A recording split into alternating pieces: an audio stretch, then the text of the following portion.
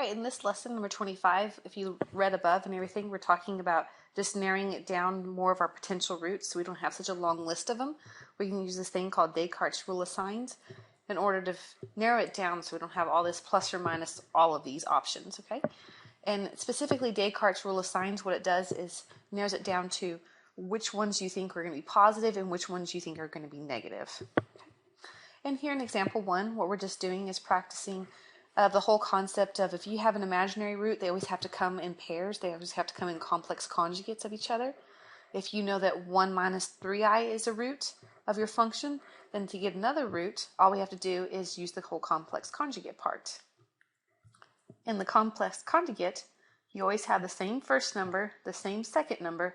The only thing that differs is that center sign, and it's as simple as that. You've kind of, in the past, you might have seen conjugates in the sense if I asked you to multiply together x minus 2 and x plus 2, then what they came out to be was x squared minus 4, or in the same sense of a difference of squares. What it does is it factors back to conjugates of each other, where the first are always the same, the backs are always the same. The only thing that differs are that center sign. Well, that's kind of what's also applying here for imaginary numbers. Imaginary numbers always travel in pairs, and they're always complex conjugates of each other. Okay, complex from the sense that they're imaginary. It's another word for imaginary is complex. Okay, if we know that I is a root, then find another root. Well, in this case, we don't really see a real part of it, but we can write it as 0 plus I, since it's a positive I. So the other root of it would be something like 0 minus I, or just negative I. Remember, what we're looking at, we're finding our x-intercepts. So really, we could write it as x equals this, or x equals like negative I, because we're trying to do is find our x-intercepts, which in this case, obviously, you can't graph imaginary, but you need to realize that when you're finding the roots of a polynomial, you're finding the positive roots, the negative roots, and the imaginary. So there's actually three potential answers there. Okay, so let's get practice with this. If on example 3, we're wanting to find a polynomial that has negative 2, 2i, and 2 minus I as roots. Well, going up there, we really have more technically behind it. Okay, we know that x equals negative 2, that's a root. We know that x equals 2i is a root, but because this is imaginary, we have to also always include, because they're not going to tell us, we have to include its conjugate. So its conjugate, instead of 0 plus 2i, its conjugate would be 0 minus 2i or negative 2i. We also know that 2 minus I is a root, so the conjugate of that one is then 2 plus I.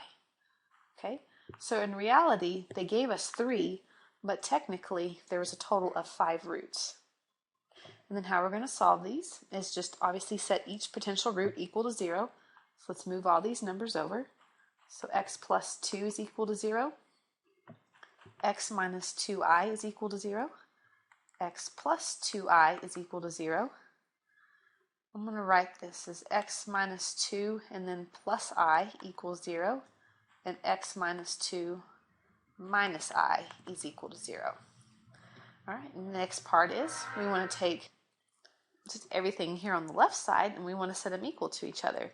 So all we're doing is we're basically going backwards through this whole process, where I have x plus 2 times x minus 2i times x plus 2i times x minus 2 plus I and x minus 2 minus I.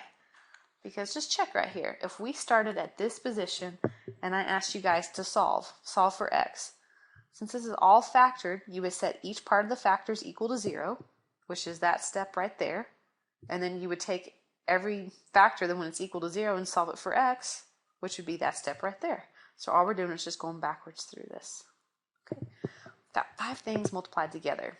This is what I suggest. The ones that are complex, that came from the conjugates, multiply those together. It's my biggest hint I can give you. Okay, there's going to be a little trick to this though. So I'm going to multiply these two guys together, and watch right here on this, the right two. I'm going to do something special with that, but let me show you this first two real quick. Okay, so the first parenthesis is going to stay the same. If I do the second two and blend those two together, you'll get x squared. Outside would be a 2ix, inside would be a negative 2ix, and last would be a negative 4i squared. Okay, so obviously those are going to go away. That was the whole part of the whole complex conjugate. They're conjugates of each other, so that should happen. But let me show you what's going to happen. There's something very special with this next one. When I multiply those two together, look how if I can treat x minus 2 as the front part and I is the second, x minus 2 and I is the second. There's the complex part, because you see how it's x, or the conjugate part. Here's x minus 2, here's x minus 2. Here's an I, here's an I. The only thing differs is a plus right there and a minus right there. If you can recognize that trick, it's going to be your best friend. So let me show you how it's going to work. Now I don't have to do 3 to 3. Because if I go front to front, it's x minus 2 times x minus 2. If I do outsides, it's going to be negative I times x minus 2. Insides would be a positive I times x minus 2. And then last would be a minus I squared. Okay, so all that equals 0. Well, negative I times x minus 2 and a positive I times x minus 2 goes away. And if I can go in there and replace all the I squareds with negative 1, let's do that real quick. So I have an x plus 2. I have x squared. Now this is a negative 4 times a negative 1, so it'll be plus 4. And then I have x minus 2 times x minus 2. So x squared minus 4x plus 4 when I multiply all that out.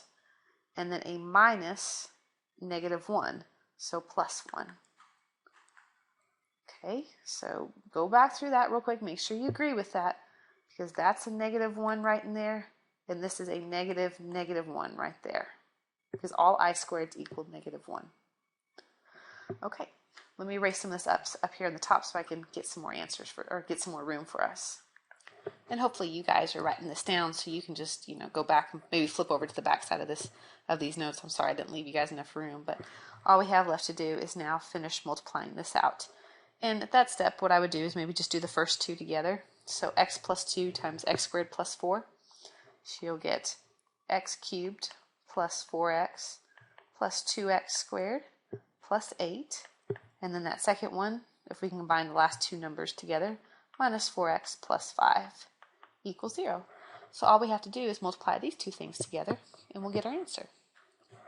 It's going to be long, but I'm just going to take x cubed times everything on that right. So it looks like we'll get an x to the 5th minus 4x to the 4th plus 5x cubed, and then 4x times everything. So 4x cubed minus 16x squared plus 20x, and I really hope I get all this right, but we'll keep our fingers crossed. And then 2x squared times everything, so 2x to the 4th minus 8x cubed plus 10x squared, and then 8x squared minus 32x plus 40 equals 0. And then last but not least, since everything's now all multiplied out, let's just try to get, I'm going to write this answer in a different color. Let's get our final answer and just combining some like terms. So I have an x to the 5th, so that takes care of that. Let's see, all my x's to the 4th, a negative 4 of them and a positive 2, so negative 2x to the 4th. 5x cubed and 4 is 9. 9 minus 8 is 1, so plus x cubed. My squares, I have negative 16 plus 10 is negative 6 plus 8 is 2. So we'll go plus 2x squared. Okay, my x's, just my normal x's. I have 20 minus 32 is negative 12x. And then last but not least, plus 40. So right here is a polynomial that if we had to go through, find all of our potential roots, all those plus or minuses of the factors over the last number and the first number, and we set them all up in a fraction and everything, then what we found is that negative 2 would be a root and all the other ones would be imaginaries. But remember how I said when we listed them out there was technically 5? There was the negative 2, and then there was the 2i and the negative 2i, so there's 2 more. There's the 2 minus I and the 2 plus I, so 2 more. So we had a total of 5. Well, look at the highest powered exponent right here. It's a 5th power, and that matches up just like that. Okay, so let's try this. Let's go into another example, number 4.